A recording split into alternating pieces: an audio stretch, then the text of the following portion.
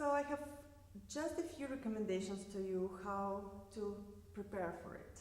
The first note definitely is very complicated, so you kind of need to tap to it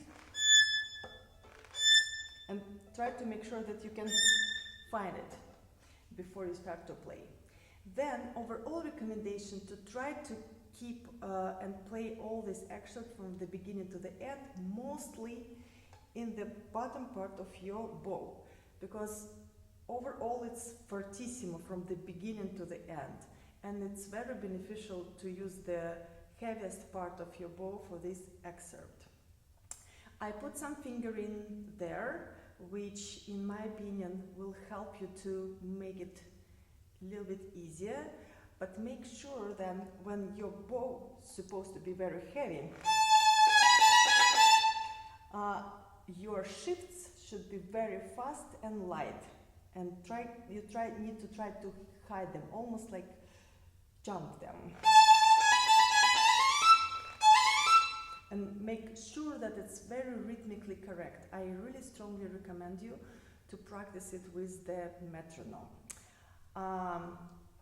So few shifts are complicated when you need to make jumps.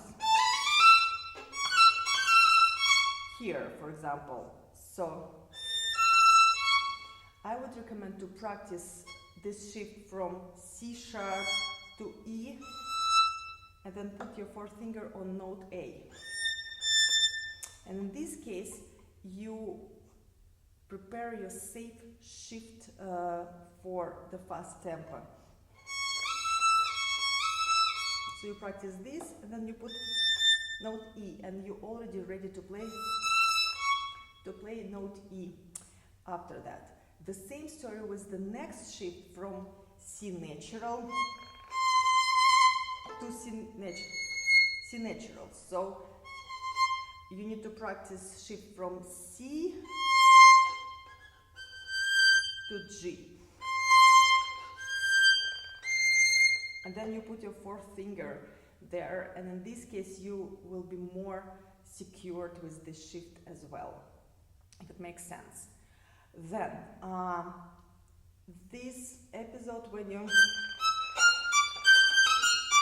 I strongly recommend you to play spiccato, but when you have slur, be on the string with these 3 first beats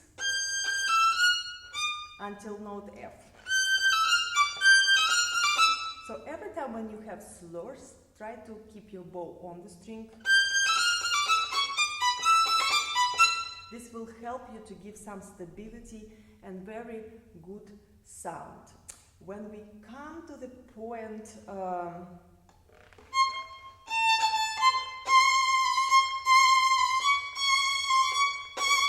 make sure that every time the accent you take and play the accent near the throat.